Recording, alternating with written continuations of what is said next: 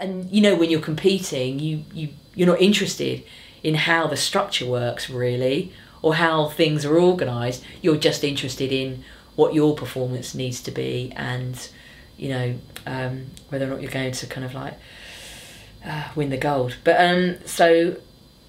but I do remember, as I was coming towards the end of my swimming career, sort of wanting, and I guess this was, I was at that kind of moment of sort of politicisation as a disabled person, wanting to think a bit more about how the structures of disability sport operated.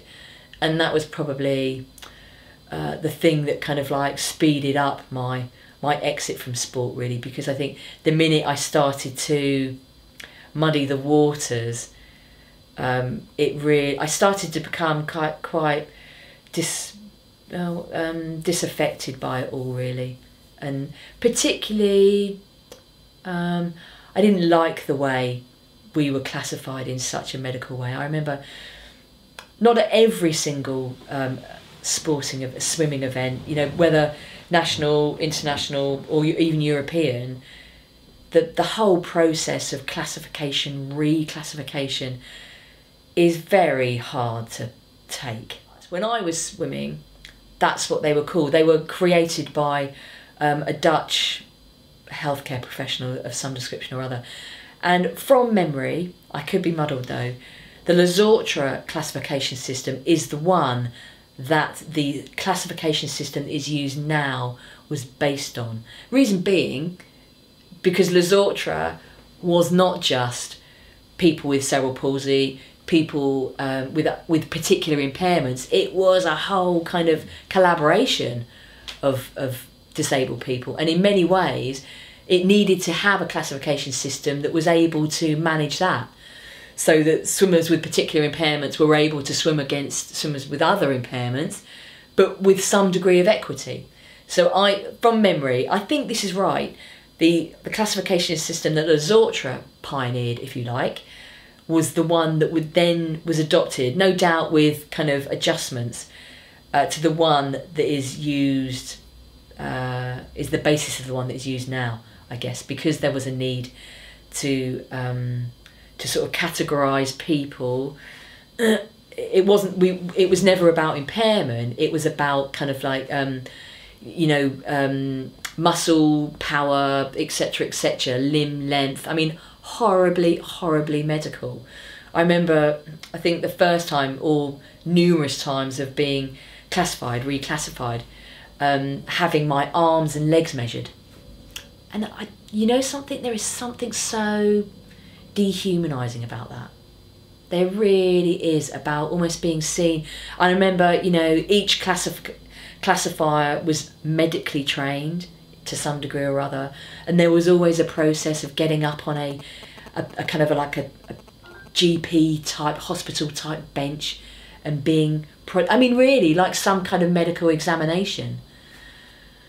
But at the time, I think we all just knew that it was one of these kind of necessary evils, if you like, that this is the process that you have to go through, the barrier that you have to jump over to be able to compete.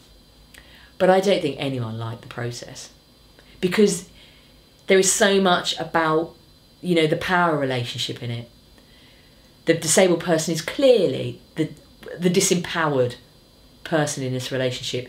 The medical person, as always for disabled people, is the person with all the power, i.e. the person who decides where you fit within the classification system. And as an individual, my view now as disabled people is that no one else is able to talk about me and my impairment better than me. And why wouldn't that be the case? But in those situations, you have no power, no involvement in that conversation, you play no part in it other than to be the kind of, for want of a better expression, a slab of meat on the table. And that's how I felt. And never liked it. And I remember that there was a number of times in the early days of international competition where my classification was challenged, and that there was a real sort of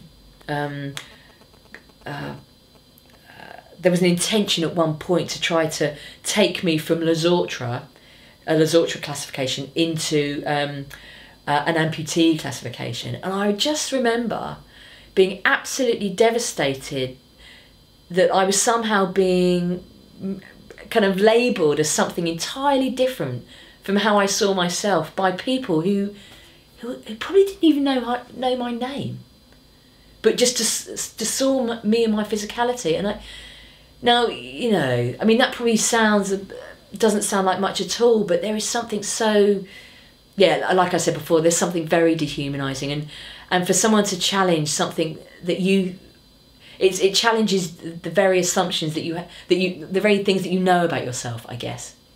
And so you know, it's the most amazingly positive experiences of competition and swimming, but I don't think I could say anything positive at all about how the classification system operates, because of the imbalance of power between the classifier and the disabled person.